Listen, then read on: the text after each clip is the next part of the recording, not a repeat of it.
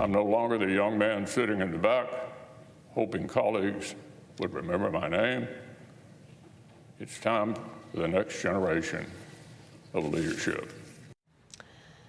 And that was Kentucky Senator Mitch McConnell yesterday announcing he will be stepping down as Republican leader this November. Some early names to replace McConnell include Wyoming Senator John Barrasso, South Dakota Senator John Thune, and Texas Senator John Cornyn. Alabama Senator Tommy Tuberville joined me in the last hour saying Republicans need to name a new leader before McConnell resigns. Watch.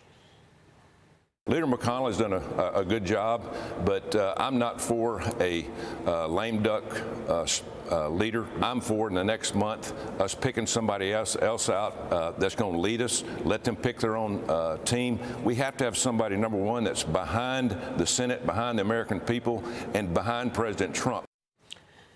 Joining me right now is Indiana Senator Mike Braun, a member of the Senate Budget and Agricultural Committees, also the ranking member of the Senate Health, Education, Labor, and Aging Committee. Senator, good to see you. Thanks so much for being here. Who would you like to see in leadership now that McConnell's stepping down? Well, I'll go back to the last time we did this. I was standing right next to Rick Scott when he decided to kind of on the moment, extemporaneously throwing his hat in the ring. That had to do with a little dust up on he's simply saying that entitlement needed to be looked at. Said it in the wrong way. Schumer jumped on him, then McConnell. He got 9 or 10 votes. Clearly, the party has changed. Since I came in 18, 15 of the last 17 senators come from a different way of thinking, and that's try to fix this place. It's not the old guard. So we've already got the Senate caucus. It's changed a lot. I didn't know until we actually did the count, but if you go back to 18, it's that different from where it was before. So yes, somebody that reflects that new point of view, can't borrow money from our kids and grandkids, wants to still be involved in leading, but not paying all the bills across the world, and somehow get to where we don't vote for Democratic legislation, put out conservative ideas that are entrepreneurial to fix the problems we face. Yeah. That's what I want to see. Well, is there someone that comes to mind? Do you want Rick Scott there? I'd like to see him do it again because he is clearly from that new guard. We speak up.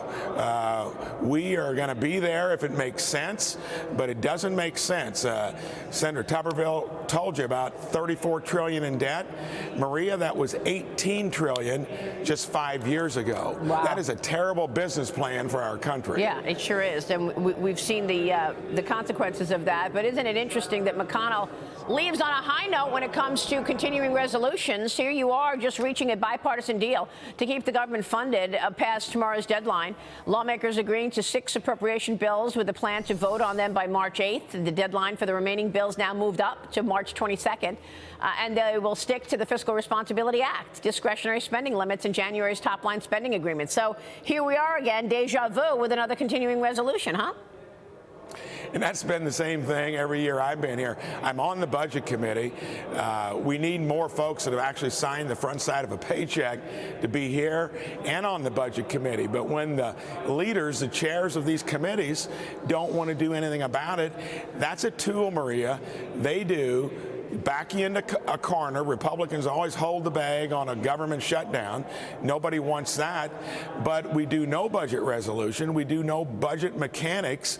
This is done behind closed doors. And now we're borrowing $1 trillion every 6 months because there's no discipline in this place. Yeah. That's got to change. Well, look, I mean, at this point, we are waiting to see how this plays out. Do you believe you will have a new leader in place before November? Or are we going to see Mitch McConnell with 1 foot in and 1 foot out of America First policies? Because, you know, your colleagues are, you know, criticizing Mitch McConnell for always working with the Democrats. Well, I mean, I think that it would be a cleaner cut if we had somebody in before that. If he does decide to stick through November, I think he needs to come out strongly for Trump, even though he might have to bite his tongue to do that. It's clear that in 15 and 16, when he came on the scene, Maria, half the country was fed up with this place. And when you see it up close like I do, it's worse than what you can imagine. So don't fight it. You got to go along with it, even if they don't get along as personalities. If we do anything that splinters the thin margin we might have, polling kind of leaning in our favor, it'll be another political disaster. He needs to come around fully behind. Nikki Haley needs to get out of the race. Look at what was working pre-Biden. Well, everything was working well. We don't have that now. Yeah, and part of it, of course, is this wide open border. Border apprehensions were at a 40-year low under President Trump. Now we're at a 20-year high. Pardon me, but Border Patrol Chief Jason Owens revealed that since October, there have been more than 890,000 migrant apprehensions. That's just October, and more than 120,000 known gotaways. Democrats are now pushing to dismiss the Senate impeachment trial of Alejandro Mayorkas altogether. Within minutes of the trial starting, even Joe Manchin is calling this trial ridiculous, Senator. And you've got the Democrats putting, once again, Ukraine as the top priority instead of this wide open border, even during a week that we learned that this nursing student was murdered by an illegal who came into this country in September of 2022. And not a word about Laken Riley this week when Chuck Schumer gave his press conference after meeting with the White House. Watch this. The overwhelming sentiment in that meeting is we got to do Ukraine now. And there are other issues, including border, which we should address, but not now. We said to the speaker, get it done. If you don't do the right thing, whatever the immediate politics are, you will regret it. So what do you say to that? Ukraine money now, border later. You got it in the wrong order. If you're from a place like Indiana, that is the #1 issue. And you look what happened with Laken Riley. Look what happened on the streets of New York, where they take down cops to the ground. This is just the tip of the iceberg.